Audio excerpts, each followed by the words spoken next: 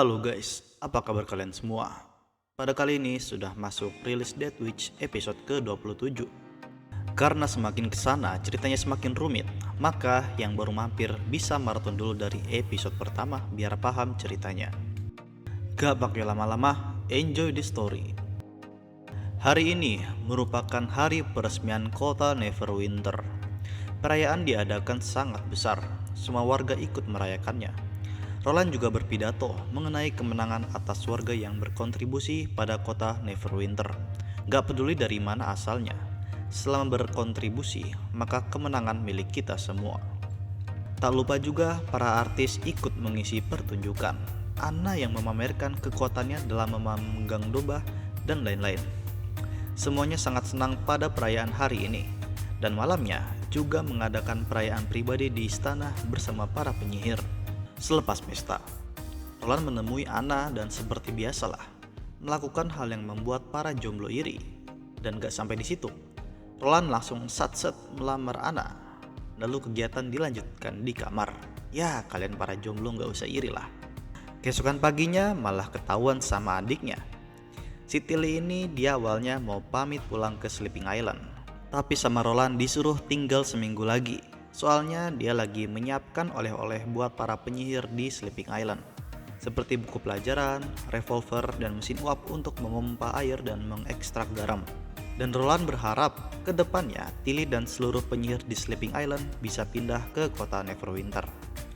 Malam itu, Wendy melihat Nightingale lagi termenung di kamar.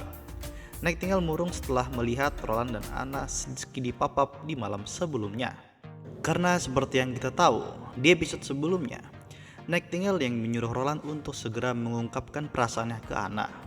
Nah, dan pas sudah kejadian malah nyesel nih si Nightingale ini. Kalau dianggurin mending buat admin aja lah. Meskipun sedih, tapi dia nggak menyesal dan bersumpah untuk selalu melindungi Roland sampai akhir hayatnya. Keesokan harinya, hari pernikahan Carter dan May. Pernikahan ini menerapkan pernikahan gaya modern yang pertama kali diusulkan oleh Roland setelah berdirinya kota Neverwinter. Semuanya terlihat bahagia saat ini. Selain tokoh utamanya, pengantin, para tamu juga turut senang merayakan pernikahan ini. Kedepannya, seluruh pernikahan yang dilakukan di kota Neverwinter akan seperti ini. Hari berikutnya, Roland menuju Longsong Stronghold dan mengumumkan peresmian kota baru Neverwinter. Dan mulai detik ini, Bordertown dan Longsong Stronghold bersatu menjadi Neverwinter. Semua warga sangat senang dan mendukung keputusan bergabungnya dua kota menjadi kota besar. Dan nanti ke depannya, ketika Roland sudah merebut King City sekaligus menumbangkan Timothy dari kekuasaannya, ibu kota kerajaan juga akan dipindah dari King City ke kota Neverwinter. Sementara itu, berpindah ke kota suci Hermes. Zero sedang menganalisa Roland Wimbledon, mulai dari beritanya, senjata yang digunakannya, taktik perangnya, caranya untuk mendapatkan simpati rakyat, dan lain-lain. Menurutnya, Roland itu sangatlah hebat dan sangat disayangkan jika orang seperti itu menjadi pemimpin di daerah perbatasan. Harusnya dia bekerja di bawah gereja. Kalau nggak mau ya harus masuk ke ingatannya Zero.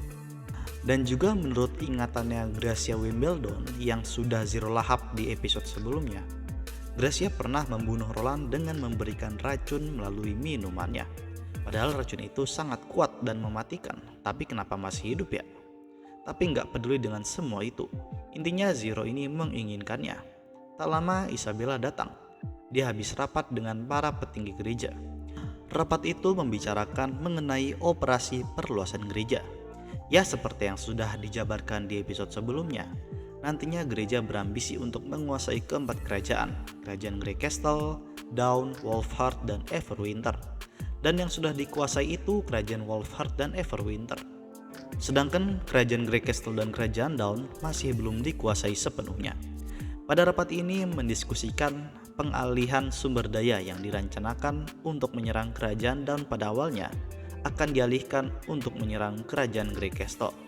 Selain itu, produksi pil dewa yang bisa membuat manusia menjadi kuat tapi jadi gila juga.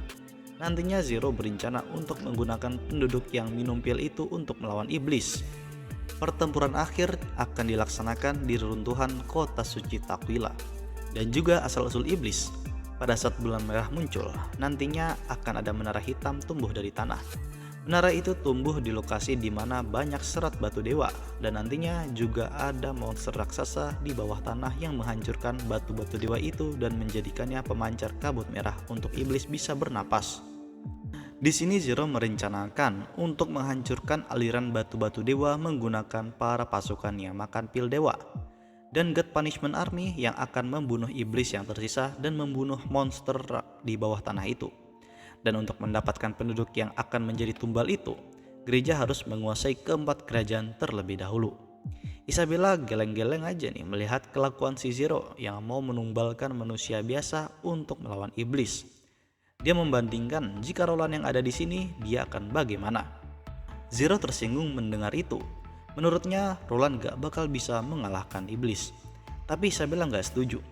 Menurutnya Roland lah yang sebenarnya diberkati oleh dewa. Buktinya sudah banyak misi yang gereja kirim ke daerahnya Roland, baik dari rombongan gereja biasa atau penyihir murni, tapi semuanya gagal. Ini adalah bukti bahwa Roland lebih diberkati oleh dewa daripada Zero.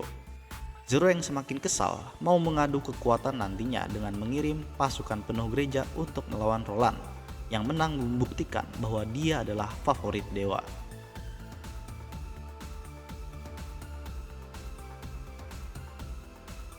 Selesai berdebat, Isabella pergi dan Zero memasuki ruang rahasia. Di sana dia mendapatkan ilusi akan kekuatan yang sangat besar. Saking besarnya, Zero anggap itu adalah dewa. Padahal sebenarnya mah nggak tahu. Di sini ada beberapa lukisan misteri yang panjang sejarahnya. Bisa disebut rahasia gereja. Zero menyelam ke lukisan pertama. Di sana ada suatu ruangan berisikan tahta kosong yang mirip banget kayak Game of Thrones ya guys. Menurut sejarah gereja, lokasi ini merupakan daerah asal muasal iblis berada. Menurutnya, ini merupakan catatan kuno yang harus dipecahkan agar mengetahui asal muasal iblis tercipta. Lalu lukisan kuno selanjutnya adalah bola mata raksasa yang Zero juga kesulitan untuk memahaminya. Bahkan dari zaman perang melawan iblis pertama, lukisan misterius ini gak ada yang bisa memahaminya.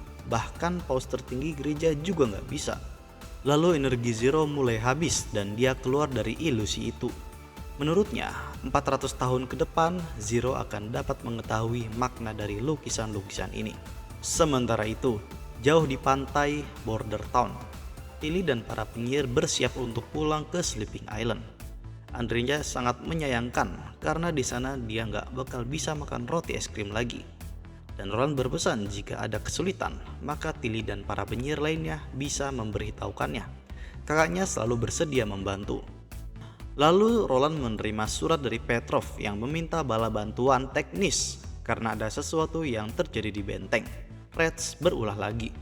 Walaupun sudah Roland berantas semuanya, tapi ya yang namanya tikus pasti sebersih-bersihnya kita membersihkan, mereka akan muncul lagi. Dan kali ini Reds menyebabkan masalah yang sudah melampaui batas. Lalu mereka ke sana untuk menyelidiki kasus ini. Roland bersama para penyihir. Sesampainya di sana, Petrov menyampaikan kasus ini secara rinci. Ada yang memboikot kebijakan Roland dengan melakukan pembunuhan berantai. Semenjak 3 hari yang lalu, ada pembunuhan setiap malamnya. Korbannya memiliki beberapa kesamaan, yaitu laki-laki, hidup sendiri, tidak punya keluarga, dan bekerja di balai kota. Lalu setelah dikonfirmasi, para korban merupakan orang yang akan dibuatkan rumah dinas di sebelah sungai Redwater. Berita ini hanya beredar di daerah North Street, maksudnya nggak nyampe di keseluruhan Longsong Stronghold-nya. Akibatnya, para pelamar pekerja balai kota gak ada yang berasal dari North Street. Jika berita ini tersebar ke seluruh Longsong Stronghold, maka rencana pembentukan balai kota di sini akan terhambat. Saat pemerintahan sebelumnya, jika ada kasus seperti ini, warga akan melapor ke penguasa dan penguasa itu malah menyerahkannya ke Reds. Jadi siapapun orang yang diserahkan oleh Reds, mau itu pelakunya atau cuma kambing hitam, langsung dieksekusi aja tanpa investigasi kasus secara mendalam. Jadi nggak heran kalau Reds benar-benar menjamur di Longsong Stronghold ini. Dan kasus ini akan diserahkan ke Biro Keamanan yang diketuai oleh Nightingale. Sedangkan Roland ada urusan dengan bangsawan perihal pembangunan balai kota cabang. Seluruh personel polisi dan tentara bisa digerakkan oleh Nightingale sesuka hati. Summer adalah kunci kesuksesan pemecahan kasus ini. Kemampuan reka adegannya sangat membantu. Keesokan harinya, mereka mulai bergerak. Nightingale, Summer, Rain, dan para personel kepolisian mulai menginvestigasi TKP. Mayat di situ masih belum dievakuasi. Summer langsung muntah melihatnya. Wajarlah. Ini adalah korban keempat pembunuhan berantai. Mayat ini ditemukan di saat subuh ketika ada seorang warga keluar mengambil air. Gak sengaja menemukan jenazah ini. Identitas mayat ini adalah Sovel, orang yang sebelumnya merupakan Reds. Orang ini diprediksi dibunuh pada malam hari, tapi pada saat itu gak ada suara sama sekali. Orang ini meninggal setelah tenggorokannya dipotong. Dan wajarnya jika dipotong tenggorokannya, pasti dia akan melawan dan pasti ada orang yang mendengarnya bertahan hidup. Kayak mukul lah, nendang lah, dan lain-lain. Nightingale memutuskan untuk mencari informasi melalui penduduk sekitar dan Summer disuruh manggil Soraya untuk menggambar reka ulang adegan. Singkat cerita, bukannya Soraya aja yang dipanggil, Maggie dan Lightning malah ikutan. Dasar nih bocah. Padahal disuruh jadi bodyguardnya Roland. Tengil banget dah. Mereka malah merasa Roland ini aman-aman aja. Dia di sana lagi mengadakan rapat bangsawan dan juga ada Sylvie di situ. Jadi aman lah menurutnya. Lalu investigasi pun dimulai. Gak pakai lama, Summer langsung mencari adegan pembunuhannya. Mulai dari pagi hari, sudah mati. Lalu diulang di malam hari, masih tidur di kasur. Jadi prediksinya di antara jam 1 sampai 4 pagi dan ketemu.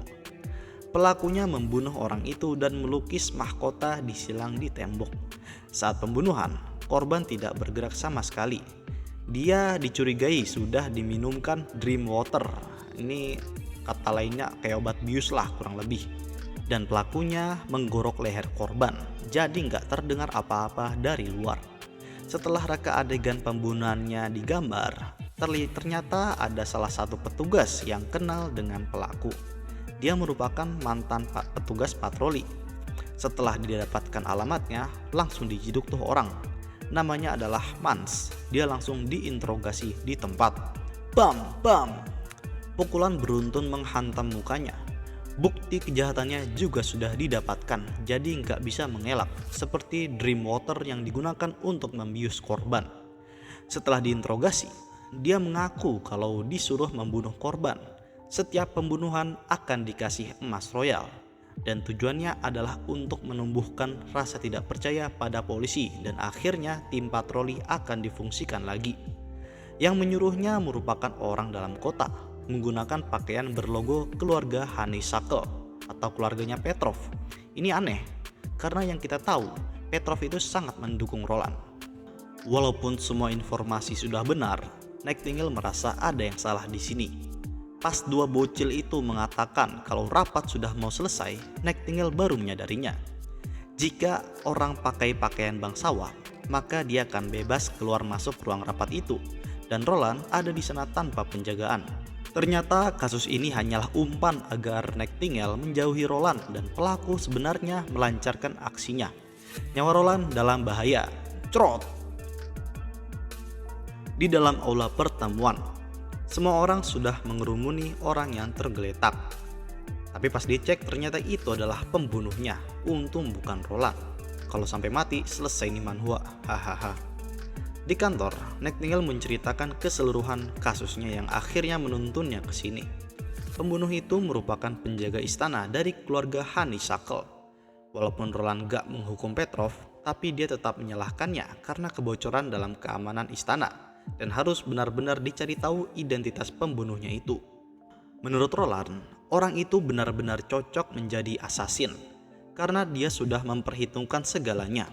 Mulai dari pembunuhan berantai yang merupakan umpan agar Roland ke Longsong Stronghold. Lalu dia paham jabatan Nightingale. Pas sudah tepat saatnya, dia langsung mengincar Roland. Tapi seperti pepatah, tidak ada gading tak retak. Walaupun terlihat tersusun rapi, tapi masih ada cacatnya. Di saat pembunuh itu memasuki aula pertemuan, Dia nggak melepas batu dewa yang berfungsi menetralkan kekuatan penyihir. Jadi mulai di sini Sylvie menyadarinya. Kekuatan dia kan bisa melihat seluruh tamu undangan. Tapi pembunuh ini dia tidak bisa melihatnya. Sylvie langsung memperingatkan Roland untuk jaga-jaga. Pas pembunuh beraksi, dia sudah siap membunuhnya pakai pistolnya. Ditambah lagi baju yang dipakai Roland kebal cuy. Dibuat sama Soraya, jadi aman untungnya. Jadi di sini siapa yang salah? Ya, itu adalah si bocil yang disuruh jagain Roland malah main detektif-detektifan. Nightingale benar-benar kesel di sini. Lightning harus dihukum. Dan pada akhirnya Roland menghukumnya dengan menyuruh mengerjakan 3 set latihan komprehensif MTK, fisika, kimia setelah makan siang. Gak boleh main di luar, anjir dah. Sementara itu, identitas pembunuh sudah diketahui. Dia bernama Theo. Dia bukan penduduk asli wilayah barat Grey Castle, tapi pernah jadi penjaga istana Dukrian. Menurut Petrov, Theo ini gak ada niatan untuk balas dendam Dukrian. Jadi perlu diketahui motif sebenarnya. Jadi penyelidikan dilakukan di kediamannya. Dengan kekuatannya Summer dalam melakukan reka adegan ulang, investigasi dilakukan saat malam hari, karena siang hari dia kerja. Hasilnya ditemukan token Raja Wimbledon III, yaitu raja sebelumnya, atau bapaknya si Roland ini. Dia menerima perintah pembunuhan Roland melalui surat yang dikasih token itu, dan pelakunya sudah pasti Timothy. Kasus pun selesai. Keesokan harinya, Roland meminta Nightingale untuk mengikutinya sepanjang hari mengingat kasus pembunuhan sebelumnya. Takutnya masih banyak asasin berkeliaran. Roland merencanakan untuk pergi ke tambang garam yang merupakan tujuan utamanya Roland datang ke Longsong Stronghold. Cerita bersambung. Ya udah guys, gitu aja episode kali ini. Suka bisa di like, gak suka di dislike. Sampai jumpa di episode selanjutnya. Ciao.